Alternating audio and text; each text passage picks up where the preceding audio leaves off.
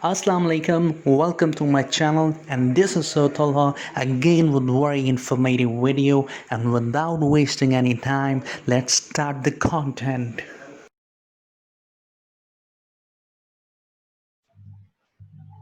We are talking about the direction of the how the Kc tells the direction of the reaction. So when Kci initial of the equilibrium constant is equal to the equilibrium constant, so there will be no change, no shifting volume, there will be no change in the concentration of the reactants and the product, and the system is already in equilibrium. जब equal होगा तो system equilibrium में होगा, कोई change नहीं है, ना forward ना backward, or no shifting of the reaction will occur. All right, because equal है, stop हुआ हुआ है. When KCI is greater than KC, मैंने आपको बताया था KCI क्या है, greater than KC है जब, तो क्या हो रहा है अब in this condition the reactions, मैंने आपको बोला था ये बैकवर्ड होगा. देखें इनिशियल की तरफ जब जा रहा है, इनिशियल की तरफ कब जाता है, प्रोडक्ट से रिएक्टेंट की तरफ कब जाता है. इनिशियल मतलब रिएक्टेंट है, ठीक है, ये बात ध्यान में रखें. इनिशियल रिएक्टेंट, रिएक्टेंट से शुरू होता है ना केमिकल रिएक्शन. तो प्रोडक्ट से रिएक्शन की इनिशियल की तरफ जा रहा है या रिएक्टेंट की तरफ जा रहा है, तो what will be this reaction, this will be backward. So whenever the AC initial will be greater than Kc, then the reaction will be in backward direction. So let's see, in this condition the reaction will shift in backward direction to achieve the equilibrium state. Backward direction में जाएगा equilibrium state को achieve करने के लिए. At equilibrium quantity product will decrease. देखें product जो होगा वो डिक्रीज हो गया, ऑब्वियसली जब रिएक्शन बैकवर्ड है तो प्रोडक्ट डिक्रीज हो रहा है, ठीक है, प्रोडक्ट विल बी डिक्रीज क्योंकि रिएक्शन बैकवर्ड है, सारा रिएक्टेंट की तरफ जा रहा है, तो प्रोडक्ट कम होता जा रहा है. और जो रिएक्टेंट होगा वो क्या होगा, increase. Product decreases and the reactants increase. ठीक है, ये चीजें याद रखिए, इंपॉर्टेंट है. रिएक्टेंट इंक्रीज हो रहा है इसमें जब केसी बढ़ आई बढ़ा है, और प्रोडक्ट डिक्रीज हो रहा है. अब इसी का उल्टा केस है. अब जब केसी बड़ा होगा और केसी आई छोटा होगा और केसी बड़ा होगा, KC I will be less than KC. Okay, then क्या होगा, फॉरवर्ड. रिएक्टेंट से सिंपल प्रोडक्ट में जा रहा है, इनिशियल से फाइनल की तरफ जा रहा है, तो फॉरवर्ड डायरेक्शन. अब इसमें क्या होगा, प्रोडक्ट विल इंक्रीज, रिएक्टेंट कम होगा, reactant decrease. At equilibrium quantity product will increase and the quantity of reactants will decrease. ठीक है, समझ आ गया होगा आप लोगों को. दूसरी चीज क्या होती है, केसी क्या बताता है, extent. Extent of a reaction, the reaction is stable और अनस्टेबल. ठीक है, ये चीज बताता है केसी हमें. अब जब केसी की value equilibrium constant is very high, जब केसी की वैल्यू बहुत ज्यादा होगी तो फिर क्या होगा, a very high value of equilibrium constant indicates the forward. ठीक है, then the forward is almost complete. क्योंकि केसी की वैल्यू इतनी ज्यादा आ रही है तो ये कहते हैं कि फॉरवर्ड रिएक्शन कंप्लीट हो चुका है और रिएक्टेंस जो है वो अनस्टेबल है. ठीक है, क्योंकि रिएक्टेंस अनस्टेबल इसलिए क्योंकि सारे जो अनस्टेबल है, तो इसलिए केसी की वैल्यू इतनी ज्यादा आ रही है. अनस्टेबल है, वो बार बार रिएक्ट करे जा रहे हैं, जिससे फॉरवर्ड रिएक्शन जो है उस पर वैल्यू केसी की बहुत ज्यादा आ रही है, जिसकी वजह से हम ये बोल सकते हैं कि रिएक्टेंट जो है अनस्टेबल है. ठीक है, तो इस पे आप लोग को ये याद रखना है कि रिएक्टेंस अनस्टेबल होगा वेरी हाई वैल्यू पर. एक चीज ये हो गई, और एग्जाम्पल भी जरूरी नहीं है, लेकिन बहुत रेयर चांस है कि आ जाए, तो एग्जाम्पल एक याद कर. ठीक है, जब देखें लार्ज इनफ वैल्यू कितनी, 1 एक्सपोनेंट 55, इतनी लार्ज वैल्यू आ रही है किसी की. This indicates that the forward reaction is almost complete. Forward भी कंप्लीट हो चुका है, और जो रिएक्टेंट है O3, जैसे देखिए यहाँ पे रिएक्टेंट क्या है, O3, तो यहाँ पे ये लिखा है O3, ozone is very unstable. इससे हमें ये पता लग रहा है कि ओजोन बहुत अनस्टेबल है.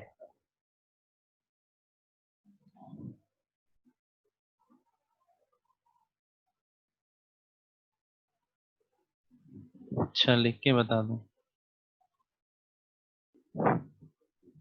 एक्सटेंट, ये बोला है एक्सटेंट में जब केसी की वैल्यू हाई होगी, when Kc value will be so high.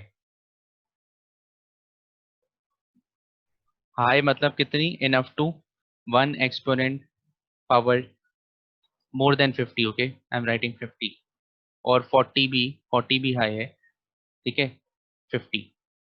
जब Kc की वैल्यू हाई होगी तो कह रहे हैं रिएक्टेंट अनस्टेबल होगा. Reactant will be unstable because okay, ये चीज बस आपको याद रखें कि रिएक्टेंट जो है अनस्टेबल होगा जब Kc की वैल्यू हाई होगी. क्योंकि फॉरवर्ड रिएक्शन, बस वो चीज याद नहीं रखी, वो मैं समझाने के लिए आपको ये बता रहा हूँ. क्योंकि फॉरवर्ड रिएक्शन पे जो वैल्यू है वो कंप्लीट है, लेकिन तब भी Kc की वैल्यू बढ़ती जा रही है.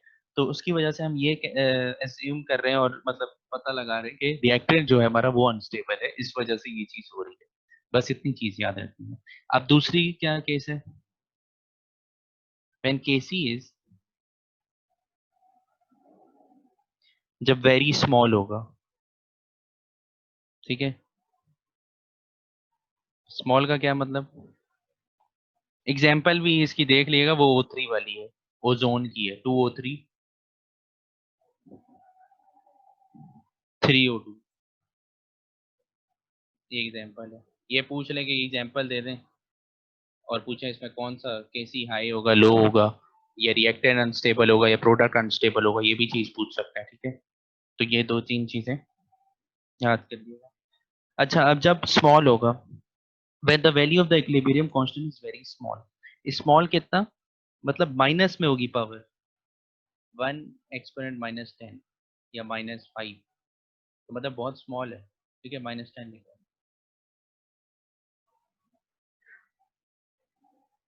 इसमें क्या होगा? इसमें जो रिएक्टेंट होगा वो स्टेबल होगा, ठीक है. तभी इतनी स्मॉल वैल्यू आ रही है. Reactant will be stable.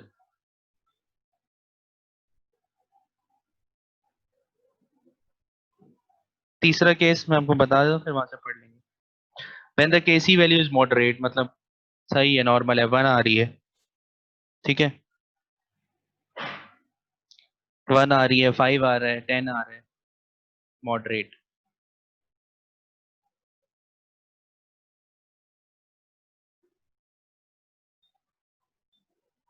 5 लिख रहा हूँ, ठीक है. तो क्या होगा? अब there will be no change, equilibrium होगा, neither very high nor very small. तो ना फॉरवर्ड डायरेक्शन ना बैकवर्ड इक्विलिब्रियम अटेन हो चुका है, सही है. इसकी एग्जांपल देख लेते हैं नोट से.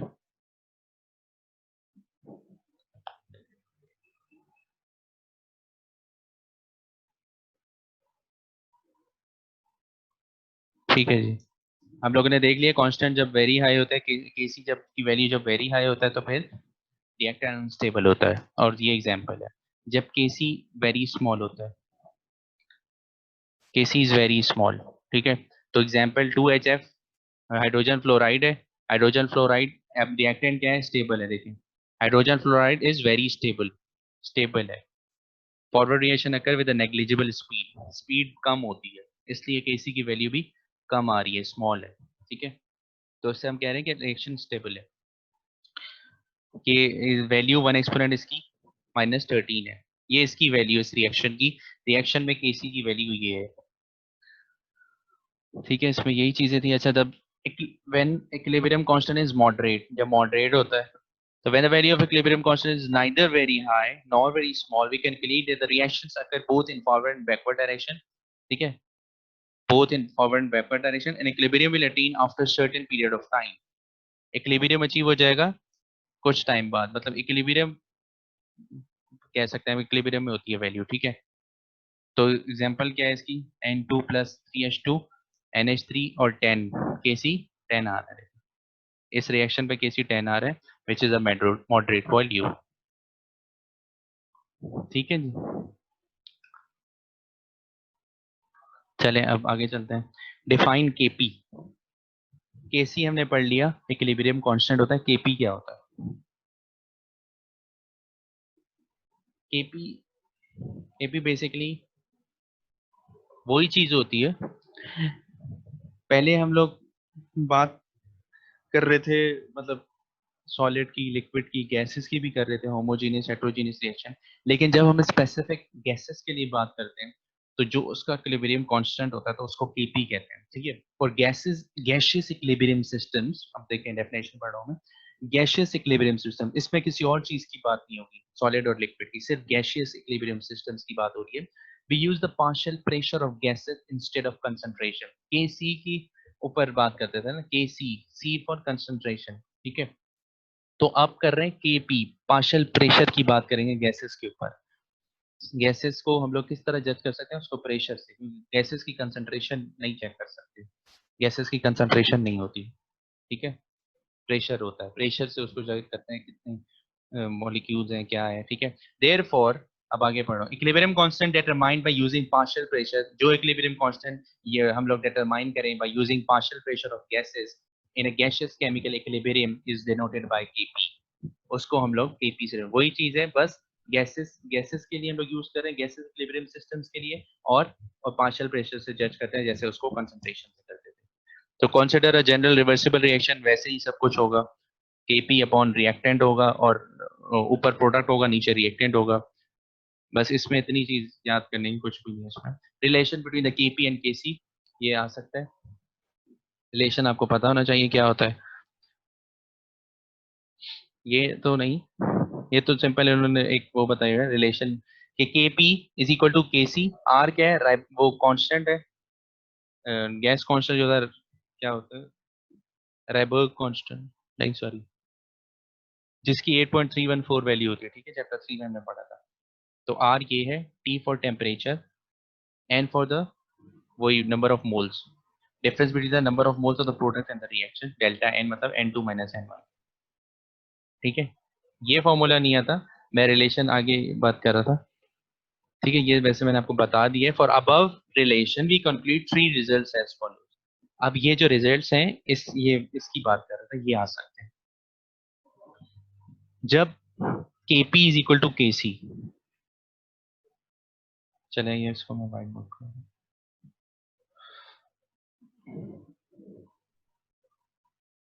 फर्स्ट केस क्या है, व्हेन Kp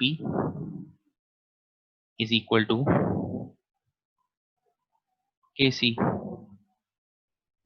जब दोनों बराबर होंगे, no change in volume occurs, कोई चेंज नहीं आएगा, नो चेंज, क्योंकि बराबर है। जब भी हमने देखा है कि बराबर होती है चीज तो चेंज नहीं आ रहा है, इक्विलिब्रियम पे है, ठीक है। ये चीज हमने कंक्लूड की है, नो चेंज।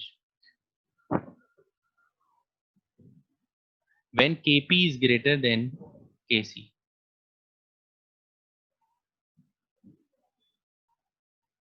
और when Kp is less than Kc।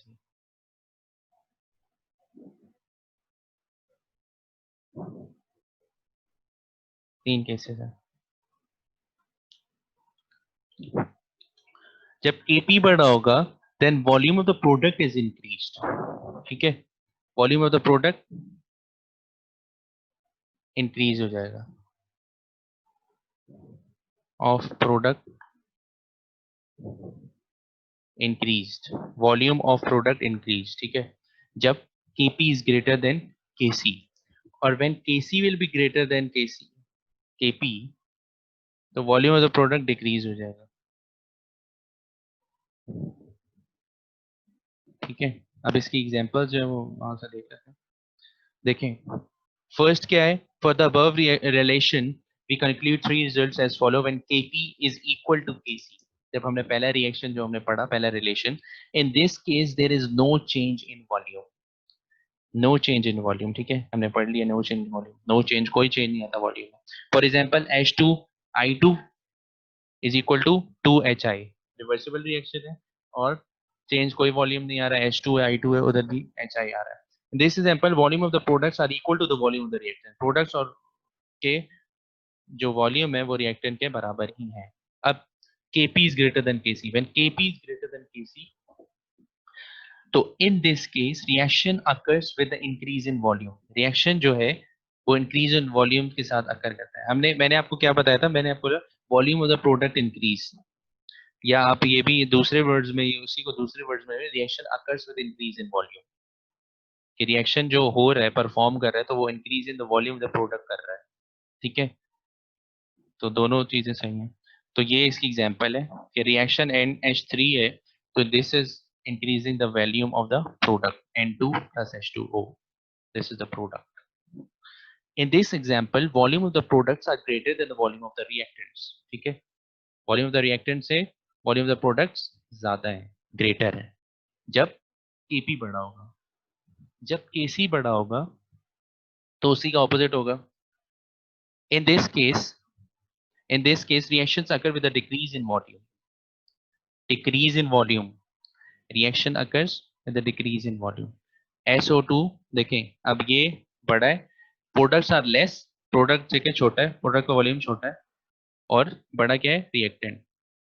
Volume of the reactants are greater, या आप बोलते हैं products are less than reactants, या reactants are more than products, एक ही बात है।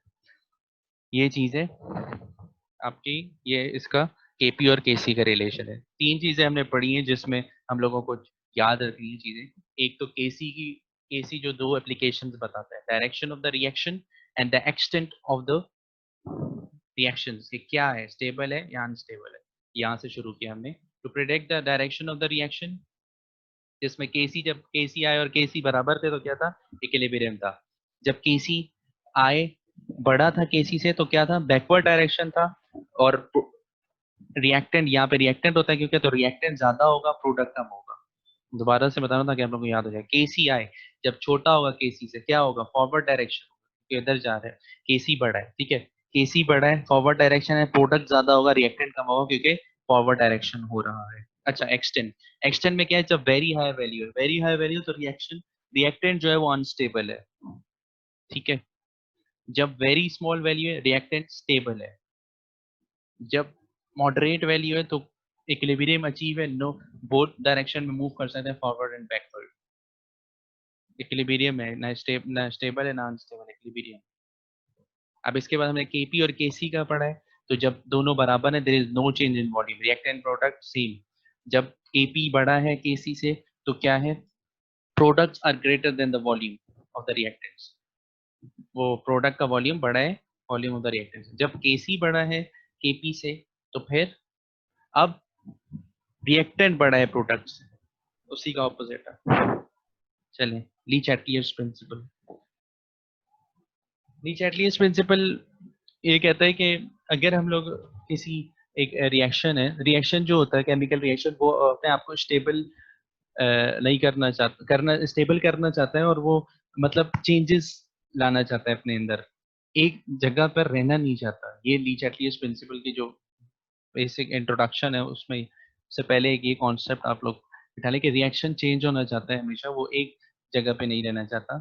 तो मतलब कुछ गेन करे या कुछ लॉस करे, अपने आप की स्टेट चेंज करे, इस तरह। ठीक है, तो उसमें एटलीस्ट एक साइंटिस्ट था, उसने यही स्टेटमेंट दी कि अगर कोई स्ट्रेस या हम कंस्ट्रेंट अप्लाइड करें इन इक्विलिब्रियम सिस्टम, भाई उसने ये करा कि कोई भी रिएक्शन इक्विलिब्रियम पे नहीं रहना चाहता।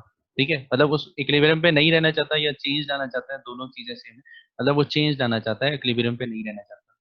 ठीक है, तो अगर हम उसके ऊपर कोई स्ट्रेस या कंस्ट्रेंट अप्लाई करेंगे, the equilibrium will shift in such a direction so that the effect of the stress is cancelled or minimized.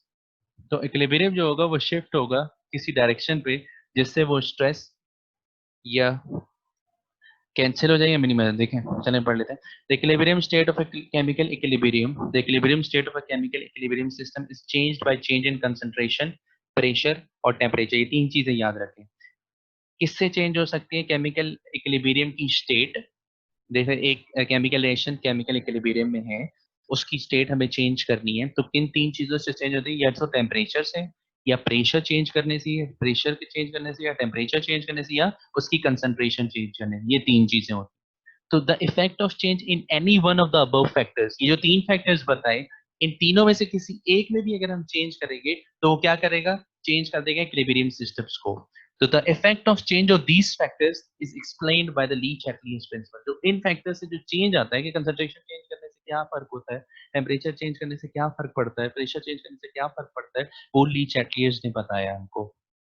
Statement क्या दी उसने, अब यही स्टेटमेंट में लिखा होगा कि इफ अ स्ट्रेस स्ट्रेस मतलब यही चीजें, ये 3 फैक्टर्स जो बताए थे ना, स्ट्रेस मतलब ये 3 फैक्टर्स, कंसंट्रेशन चेंज कर दो, टेम्परेचर चेंज कर दो, या तीसरी चीज प्रेशर चेंज कर दो। 3 चीजें ये स्ट्रेस कह रहा है उसको, कि अगर इक्विलिब्रियम पे ये 3 चीजों में से कोई एक चीज भी चेंज कर देंगे, या स्ट्रेस से बोल रहा है ये कंस्ट्रेंट, या उसको इन तीन चीजों को कंस्ट्रेंट बोल रहा है, is applied to an equilibrium system. ठीक है, is applied to an equilibrium system, the equilibrium will shift in such a direction, equilibrium shift होगा इस direction पे, so that the effect of the stress is cancelled or minimized. equilibrium उस direction पे shift होगा जिससे वो उसके effect को minimize कर सके। मैं एक example देता हूँ आपको इस तरह, ये A है, ये B है, ये C है, ये मैंने वो बनाया है झूला जो होता है ना, दो तरफ लोग बैठते हैं, तो ये एक तरफ रिएक्टेंट है चले, और एक तरफ प्रोडक्ट है, और यहाँ पे आप समझे अभी इक्विलिब्रियम है।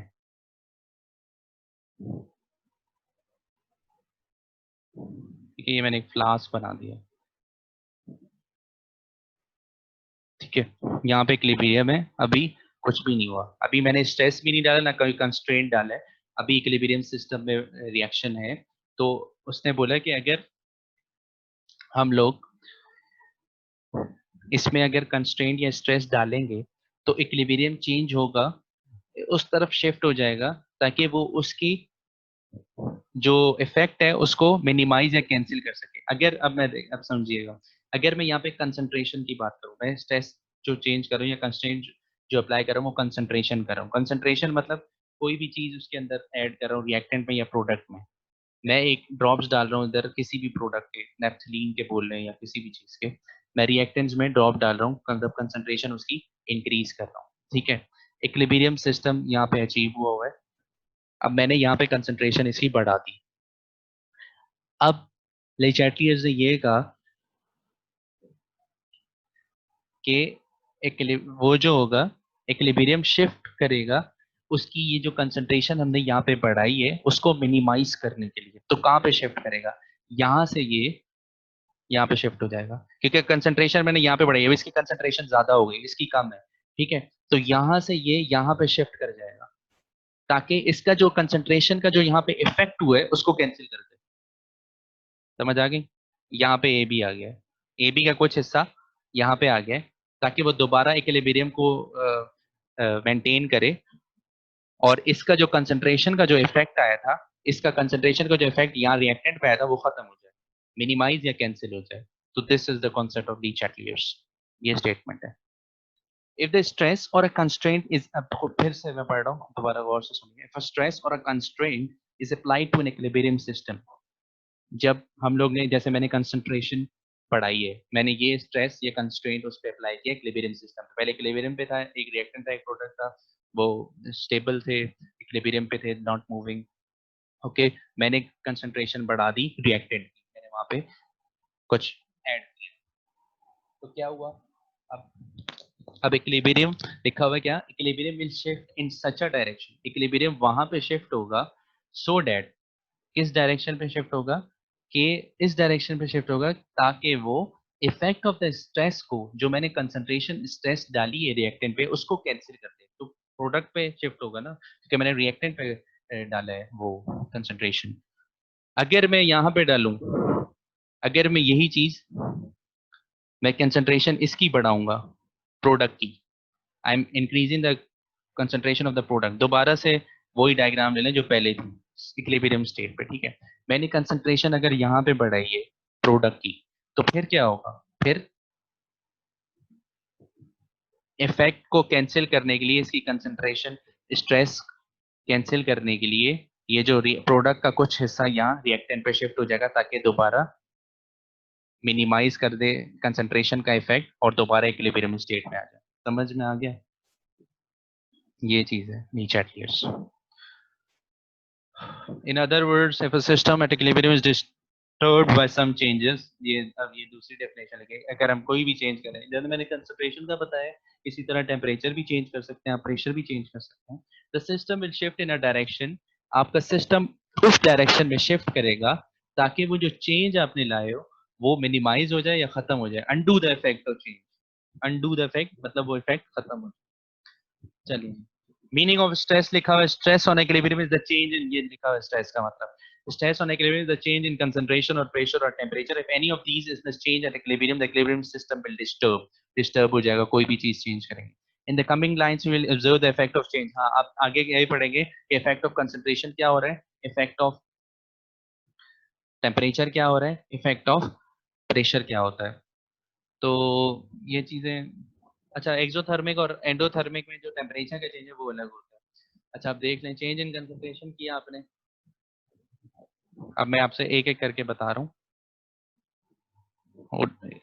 ये देखें, रिएक्शन अगर तुम इंक्रीज किए, कंसंट्रेशन तुमने रिएक्शन की इंक्रीज की, जैसे मैंने पहले रिएक्शन की इंक्रीज की थी, तो क्या किया था, equilibrium will shift in the forward direction, forward में हो गया था ना शिफ्ट.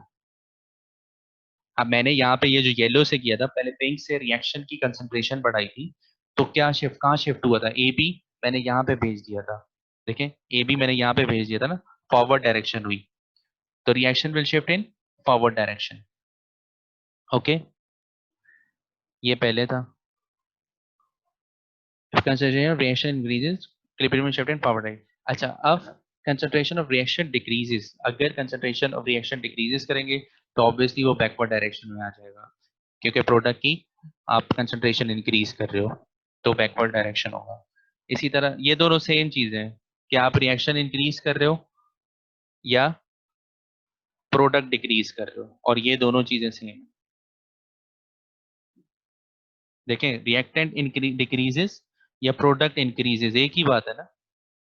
रिएक्टेंट कम कर दो या प्रोडक्ट को बढ़ा दो, ये दोनों अलग अलग लिखा हुआ है लेकिन एक ही बात है, तो इन दोनों को मर्ज कर लें और इन दोनों का आंसर भी सेम होगा, दोनों में बैकवर्ड ही डायरेक्शन जाएगा. ठीक है, और ये जो first and the fourth one, the both are same.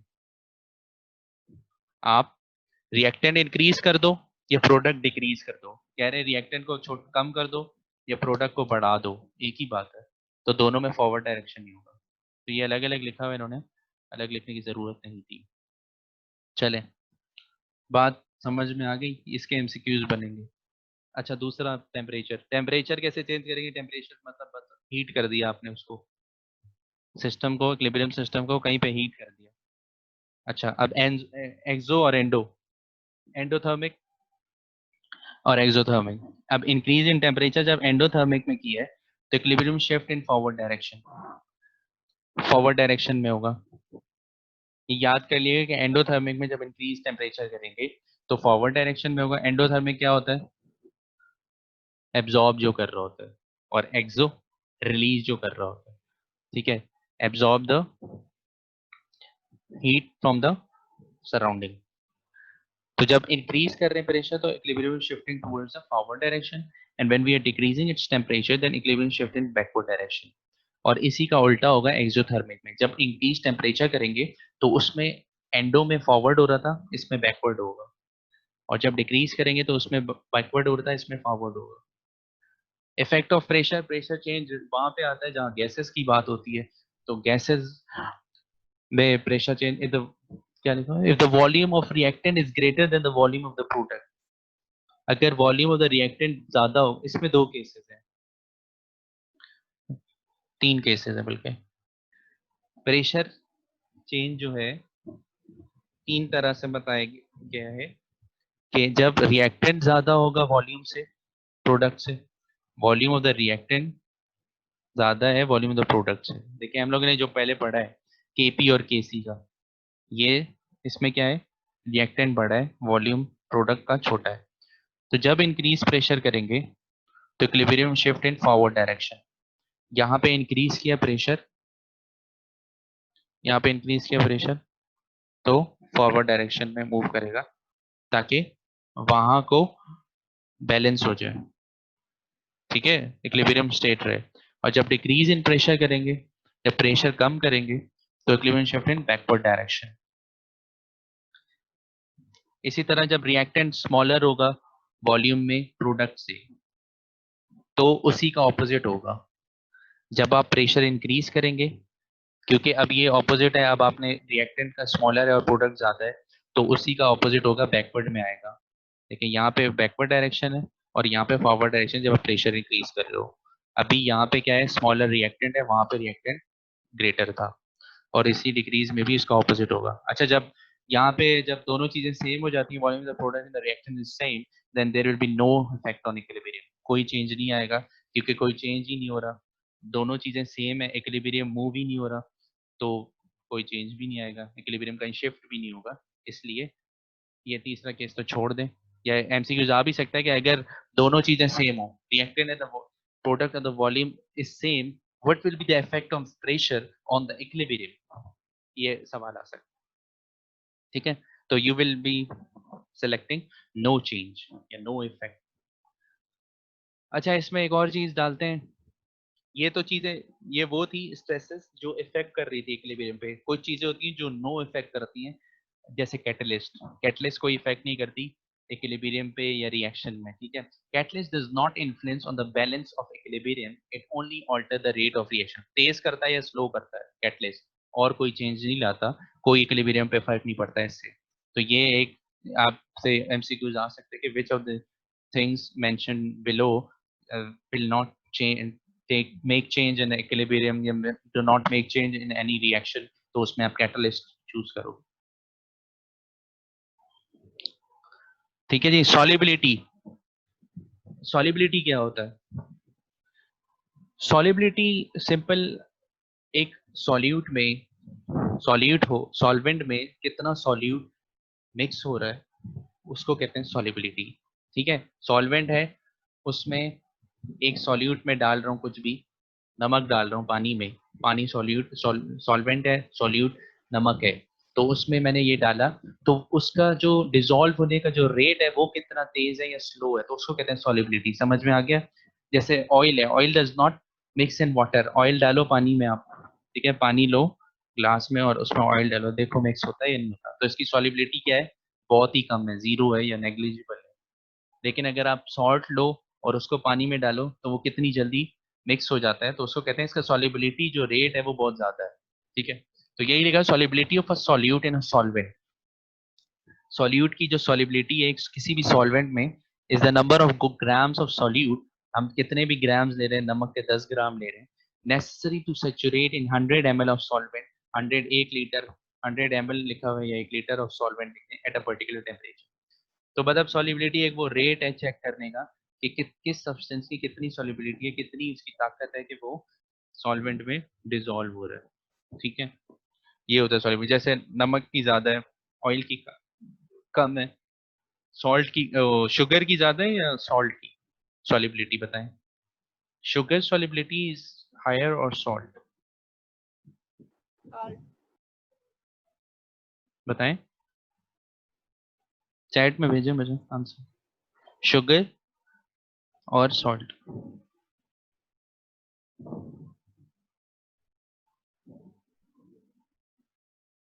Yes, salt.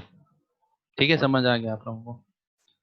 Factors effect on solubility, solubility के फैक्टर्स जो इफेक्ट करते हैं वो क्या होता है?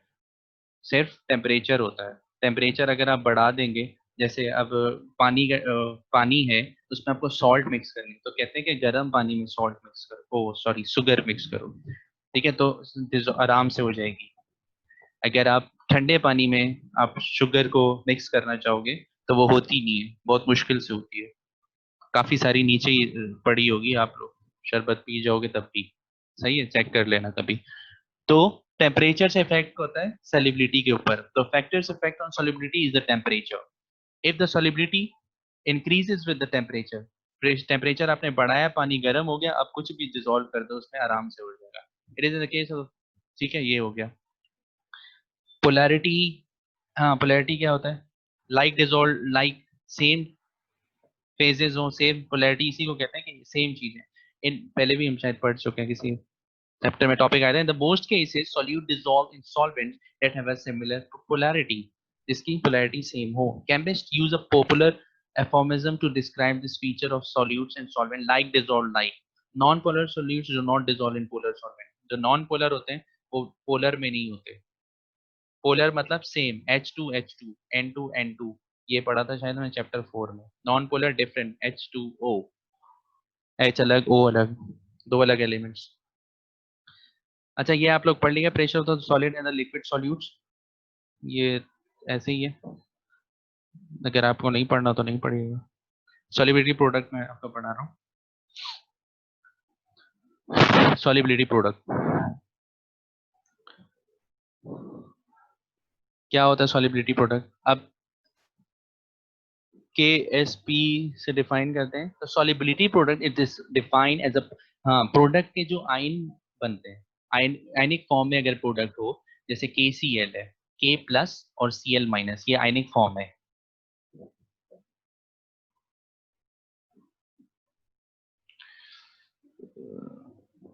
KCl, this is the reactant. तो प्रोडक्ट बन रहा है आयनिक फॉर्म में K plus plus Cl minus, ये इसकी आयनिक फॉर्म है, आयनिक प्रोडक्ट है, ठीक है।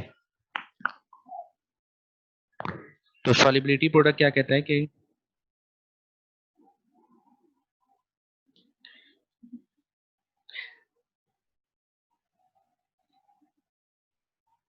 उसमें देख लेते हैं।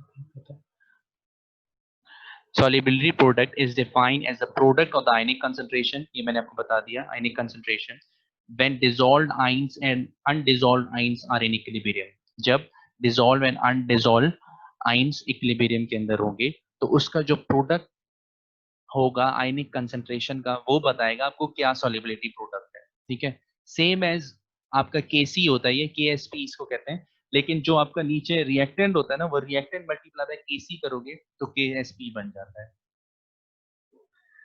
व्हेन इन अदर वर्ड्स, अब ये देखें, इससे आपको शायद ज्यादा समझ में आ जाएगा।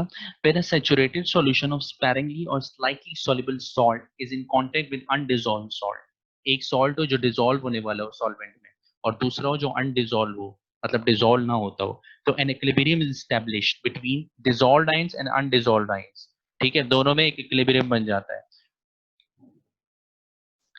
तो उसको कहते हैं KSP soluble ionic product at this stage is called the soluble। जो इस स्टेज पे जो आयनिक प्रोडक्ट बन रहा होता है, जितने कुछ तो डिसॉल्व नहीं हो रहे ना, और कुछ डिसॉल्व हो रहे हैं, तो जो डिसॉल्व हो रहे हैं उसको कहते हैं ionic product at this stage is called solubility product. उसको कहते हैं solubility प्रोडक्ट, ये सॉल्युबल हो चुके हैं सॉल्वेंट में, तो इसलिए इसको कह रहे हैं solubility product, product in the form of ions, denoted by KSP। इस तरह होता है ये। KC लिखूं मैं, इसका KC क्या होगा? K plus Cl minus, product लिख दिया मैंने, नीचे क्या लिख दिया? Reactant KCl, and I will be multiplying this reactant with the KC multiply bye, या KCl में लिखा है, कुछ भी हो सकता है, आप कांस्टेंट ले लें, तो KC multiply by KCl is KSP। तो KSP का क्या फॉर्मूला बन जाएगा? KSP is equal to only the product, ionic product, ठीक है, सिर्फ उसका जो प्रोडक्ट होता है आयनिक फॉर्म में, उसको कहते हैं KSP, solubility product। This is called ionic solubility product, okay।